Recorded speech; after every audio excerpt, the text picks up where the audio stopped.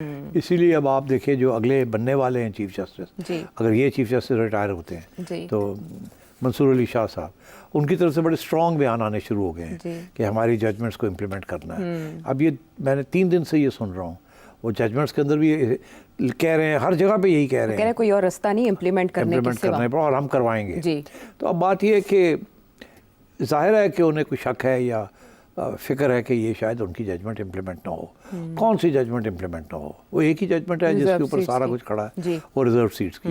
Reserve seats अगर parliament judgement supreme court की को नहीं करती तो उसके बाद फिर और कानून पास कर देती है और इनके ऑर्डर्स नहीं फॉलो करती, तो then we have a serious problem on our hands. और मैं समझता हूँ कि सुप्रीम कोर्ट के अंदर भी आप ये जो डिवीज़न है ये खुली आम सामने आने वाली है। ये भी मैं पेशन गोई कर रहा हूँ। मुझे याद है 1998 में क्या हुआ था। 1998 में जो लोग हमारे व्यूअर्स हैं जिनको नहीं याद, मैं याद दिलाता हूँ कि 1998 में नवाज शरीफ साहब प्राइम मिनिस्टर थे। 97 की इलेक्शन 2/3 मेजॉरिटी से जीत के आए थे। Sajjad Ali Shah prime minister chief justice थे और फ़ारूक लगारी साहब प्रेसिडेंट थे। बेनज़ीर भुट्टो साहिबा को निकाला था 96 में, और उसके बाद एक इंटरिम गवर्नमेंट आई। उसके बाद नवाज शरीफ साहब इलेक्शन जीत के आए। उसके बाद नवाज शरीफ साहब अमीरुल मोमिनीन बनना चाहते थे, वो नहीं बन सके। आखिरी वक्त पे अकबर बुगटी और 1-2 लोगों ने उसको अपोज़ किया, और उनको 2/3 नहीं मिली। और उसके बाद चीफ जस्टिस साहब जो सजाद अली शाह साहब थे और फ़ारूक लगारी साहब, फ़ैसला ये हुआ कि फ़ारूक लगारी साहब से 8th अमेंडमेंट के पास ख़त्म करने हैं और सजाद अली शाह को रैप ठीक करना कि ये गड़बड़ ना करें। और सजाद अली शाह गड़बड़ करने शुरू हो गए थे। तो उस वक्त फिर ये हुआ कि डिवीज़न हो गई। सीन्स हमें याद हैं कि मुस्लिम लीग नून के लोगों ने सुप्रीम कोर्ट के दीवानों टाप के और धमकी दी थी, और उस वक्त 12 जजेस एक तरफ हो गए और 1 जज एक तरफ था, और वो कह रहे थे कि ये जुडिशल कू है। और वो जुडिशल कू अंदर हुआ और उसकी वजह से सजाद अली शाह को अलग कर दिया गया। एक नए चीफ जस्टिस जजेस ने इलेक्ट करके बना दिए गए और उनको खड़ा कर दिया चीफ जस्टिस। सजाद अली शाह ने फ़ारूक लगारी को ख़त लिखा कि जी ये क्या हो रहा है, आप सुप्रीम कमांडर हैं, आप फ़ौज को कहें मुझे प्रोटेक्ट करें। सो फ़ारूक लगारी साहब ने ख़त लिखा और फ़ौज ने कहा हम मिनिस्ट्री ऑफ डिफेंस में आते हैं। उन्होंने उनकी प्रोटेक्शन तो कर दी मगर फ़ारूक लगारी का साथ नहीं दिया। फिर इसकी वजह से सजाद अली शाह को भी रिज़ाइन करना पड़ा और फ़ारूक लगारी को भी रिज़ाइन करना पड़ा। तो जुडिशरी के अंदर हुकूमत ने, उस वक्त की हुकूमत ने एक रिवोल्ट, एक बगावत प्रोवोक करके और सजाद अली शाह की छुट्टी करा दी थी। तो अब क्या सूरत हाल है यहाँ? डिवीजन्स जो हमें सबको पता है डिवीजन्स हैं 6-7 या 7-8 या इस तरीके से हैं जो है। हाँ, इस वक्त तो बैलेंस जो है गवर्नमेंट के ख़िलाफ़ जा रहा है, मगर हमारी जो चिड़िया की खबरें हैं वो ये है कि इस बैलेंस को तब्दील करने की कोशिश की जा रही है। इससे ज़्यादा बात मैं नहीं करूँगा। तो इसलिए मैं ये कहूँगा अपने साथियों को, दोस्तों को, व्यूअर्स को कि स्टे ट्यून्ड, बहुत कुछ होने जा रहा है अगले 2-3 महीने में। जागते रहना तो सुनते रहना। अब बातें हैं पाकिस्तान के अंदर, लाहौर से अदील साहब क्या जानना चाह रहे हैं? सेठ साहब, नवाज शरीफ 99 में भी और 2017 में भी तकरीबन 1 से 1.5 साल कैद में रहने के बाद मुल्क से बाहर चले गए। इमरान खान को भी कैद में 1 साल से ज़्यादा का अर्सा गुजर गया है। क्या मुस्तकबिल करीब में इमरान खान किसी मुल्क में जिला वतनी इख्तियार कर सकते हैं? और ऐसे में जब आप प्रेडिक्ट कर चुके हैं कि उन्हें रिलीफ भी नहीं मिलना, तो जिला वतनी ही ऑप्शन है? अच्छा देखिए, तारीख़ में ज़रा चलते हैं, फिर बड़ा ज़रूरी होता है तारीख़ को देखना। इस्कंदर मिर्ज़ा साहब प्रेसिडेंट थे और उन्होंने अयूब खान को कमांडर इन चीफ आर्मी लगाया। अयूब खान ने उनके ख़िलाफ़ कू करके उनकी छुट्टी करा दी और उनको फिर कहा कि आप चले जाएं यहाँ से और आप लंदन चले जाएं। उनको जला वतन कर दिया, वो लंदन चले गए। वहीं वो वफ़ात पा गए बहुत अरसे के बाद, वापस नहीं आए। उसके बाद मोहतरमा बेनज़ीर भुट्टो साहब की शहादत के बाद वो भी 1 साल जेल में रही और उसके बाद उनको भी ये कहा गया कि आप चले जाएं, यहाँ से जाना चाहती हैं तो चले जाएं। उन्होंने भी ये मौका ले लिया और कहा ठीक है मैं चली जाती हूँ। वो भी चली गई। उसके 1 साल के बाद साहब को भी ये मौका दे दिया गया कि आप भी चले जाएं यहाँ से, नहीं तो आपके साथ भी गड़बड़ हो सकती है। वो भी चले गए और वो वहीं बैठे रहे, आज तक वहीं हैं। और इजाज़त के बगैर जा कोई नहीं सकता था, तो इजाज़त दे दी गई। तो यहाँ हमारी इस्टेब्लिशमेंट का रवैया यही रहा कि बेहतर यही है कि ये बाहर चले जाएं, यहाँ ना रहें। यहाँ रहेंगे तो या जेल में रखना पड़ेगा, और मसले हैं वहाँ जेलों में भी, ये अदालतों की वजह से, और या ये अगर बाहर रहेंगे तो तंग करेंगे और फसाद करेंगे। तो बेहतर ये, और हर रोज़ प्रेस कॉन्फ्रेंसेस होंगी, ये होगा वो होगा, तो बेहतर यही है कि इनको जाने दें। तो तारीख़ में तो फिर मोहतरमा भी चली गई। उसके बाद नवाज शरीफ साहब की बारी आई। इतना सख्त सज़ा दे दी गई थी, सज़ाए मौत दे दी थी मुशर्रफ ने इनको, और उसके बाद इनको भी मौका ढूंढ के डील करके और इनको कहा आप चले जाएं। ये भी फ़ौरन लपक के चले गए। जब मौका दे दिया जाता है तो सारे लपक के चले जाते हैं, और चले भी गए।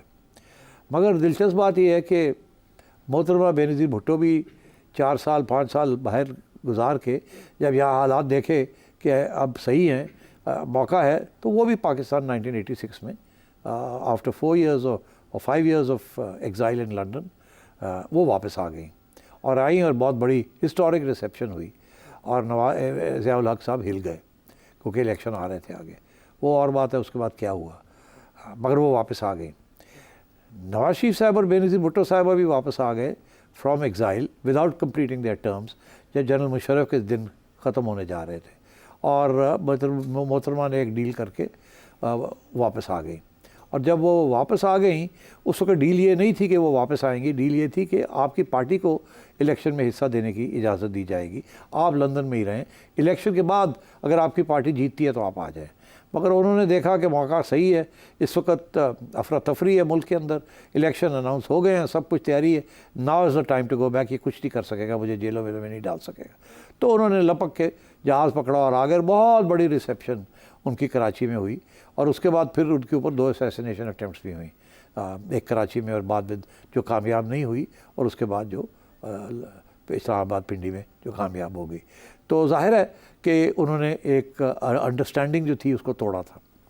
उसके बाद उसी दौरान नवाज शरीफ ने सऊदी अथॉरिटीज़ को कहा कि अगर बेनज़ीर अपना मुआहदा तोड़ सकती है मुशर्रफ के साथ, तो फिर मुझे क्यों आपने रोका हुआ है, मुझे भी इजाज़त होनी चाहिए जाने की। उससे पहले उन्होंने कोशिश की, जैसे आई तो उन्होंने भी जहाज़ पकड़ के वो कोशिश की, मगर मुशर्रफ ने उनको वापस उसी जहाज़ में वापस भेज दिया। मगर जब बेनज़ीर लैंड कर गई पाकिस्तान में, तो उस वक़्त फिर अफरा तफरी थी, एक मसला बना हुआ था। तो फिर नवाज शरीफ ने कहा मैं भी आ रहा हूँ, और उन्होंने सऊदीज़ ने कहा हाँ अब मोहतरमा बेनज़ीर अगर जा सकती है तो फिर आप भी जा सकते हैं। तो वो भी वापस आ गए, और आपने देखा जो भी वापस आया, बेनज़ीर आई 96 में, उन्होंने 98 में गवर्नमेंट फॉर्म की, और 2007 में वो जब वापस आई तो बिल्कुल इलेक्शन उन्होंने जीतनी थी। उनकी वफ़ात के बाद भी, असैसिनेशन के बाद भी आसिफ ज़रदारी और पीपल्स पार्टी ने इलेक्शन जीत ली 2008 की, इसी वजह से। तो जब वो जो लोग चले जाते हैं वो बच जाते हैं, और जब वक्त आता है तो वो वापस आ जाते हैं, और जब वापस आते हैं तो हीरोज़ वेलकम मिलती है उन्हें, और वो हमेशा इक़्तिदार हासिल कर लेते हैं। तो ये तो हिस्ट्री है। अब इस हिस्ट्री में आप देखिए इमरान खान का फ्यूचर क्या है। अब अगर इमरान खान को ये छोड़ देते हैं और वो कहते हैं कि आप चले जाएं बाहर, और कोई डील हो जाती है इस किस्म की, तो सवाल 2 खड़े होते हैं। क्या खान साहब ये डील एक्सेप्ट करेंगे कि मैं चला जाता हूँ और ठीक है, या वो एक कि नहीं मैं यहीं हूँ, मैंने नहीं जाना आवाम को छोड़ के, जैसे पहले लोग भागते रहे, मैं नहीं जाऊँगा, मैं भागने वालों में से नहीं हूँ। एक ये सवाल खड़ा होगा, और दूसरा ये सवाल खड़ा होगा कि क्या अगर यहाँ रहते हैं तो उनके साथ क्या होगा, और अगर वो वहाँ चले जाते हैं तो क्या वापस आ सकेंगे या नहीं आ सकेंगे। तो मुख्तसर जवाब ये है अब आपके सवाल का, ये तारीख़ के बैलेंस के अंदर, in the light of this जो रिकॉर्ड आपको बताया कि रिकॉर्ड ये है कि जो पॉपुलर पॉलिटिशियन को एग्ज़ाइल कर दिया जाता है वो किसी न किसी वक्त वापस आ जाता है, और जब वो वापस आता है तो वो आके इक़्तिदार हासिल कर लेता है, और वो उसी वक्त आता है जब उसे नज़र आ रहा होता है कि जो इस्टेब्लिशमेंट है उसके हाथ से पावर निकल रहा है, या आवाम खड़ी हो गई है, या what ever reason, could be war, could be internal strife, could be anything. तो अब क्या इस सूरत में क्या इमरान खान को ये इस्टेब्लिशमेंट इजाज़त देगी बाहर जाने का? मैं समझता हूँ नहीं देगी। अब आप पूछिए क्यों? क्योंकि पहले ही इस्टेब्लिशमेंट से तो दे दिया था, इनको नहीं देंगे। इनको इसलिए नहीं देंगे क्योंकि एक मेजर रीज़न ये है कि जब को दिया था बाहर जाने की इजाज़त, तो उनकी बेस जो था वो पाकिस्तान में ही था, बाहर उनका कोई बेस नहीं था। इसी तरीके के साथ मोहतरमा को जब किया तो उनका बाहर कोई बेस नहीं था, और उनका बेस यही था, बाहर कोई ख़ास लिफ्ट कराने वाले लोग नहीं थे। नवाज शरीफ को भी जब सऊदी अरेबिया भेजा तो इसीलिए भेजा था कि शायद लंदन में उनका छोटा मोटा बेस था, उस वक्त नून लीग पॉपुलर थी, तो इसलिए सऊदी भेज दिया, मगर बाद में वहाँ भी उनका कोई ख़ास बेस नहीं बना। फ़र्क यह है कि इमरान खान का बहुत बड़ा बेस है एक्सपैट्रिएट पाकिस्तानीज़ में, यह अनप्रेसिडेंटेड। मतलब है कि कोई पाकिस्तानी 10 में से अगर आप 8 पाकिस्तानी मिलें आपको लंदन में या यूके में या यूएसए में, तो there all supporters of Imran Khan. ये बहुत बड़ी बात है। इमरान खान लंदन में बैठ के या न्यूयॉर्क में बैठ के एक टाइडल वेव क्रिएट कर सकता है। वो वहाँ बैठ के हर रोज़ इतने बड़े मजमे कर सकता है और इस किस्म की अप्रोच कर सकता है टू वेरियस गवर्नमेंट्स। वो इंटरनेशनल उनका स्टेचर ऐसा है और उनके साथ है क्लास प्रोफेशनल्स हैं कि दे कैन क्रिएट हैवक, और वहाँ से बैठ के वो इतना प्रेशर क्रिएट कर सकते हैं कि आप इमेजिन नहीं कर सकते। तारीख़ में बहुत से ऐसे केसेस हुए हैं जहाँ बहुत से लोग बाहर गए, उनका बाहर वो बेस ही नहीं था। अयतुल्लाह ख़ोमेनी भी बहुत अरसे के लिए बाहर में जला वतन था, मगर कोई ख़ास बेस नहीं था वहाँ। बस जब ईरान के अंदर हालात तब्दील हुए अवामी प्रेशर की वजह से, तो वो वापस आए और इनकलाब में हिस्सा लिया। व्लादिमीर लेनिन, उनका भी यही है, वो भी बड़ा अरसा लंदन में एग्ज़ाइल में थे, और उसके बाद जब रशिया के अंदर तब्दीली आनी शुरू हुई अवाम की वजह से, तो उन्होंने भी जलावती ख़त्म की और ख़ुद आ गए और बोल्शेविक रेवोल्यूशन को लीड किया और कामयाब हुए। तो खान साहब का तो बहुत बड़ा बेस है वहाँ, इसलिए मैं समझता हूँ इस वजह से खान साहब को वो नहीं जाने देंगे।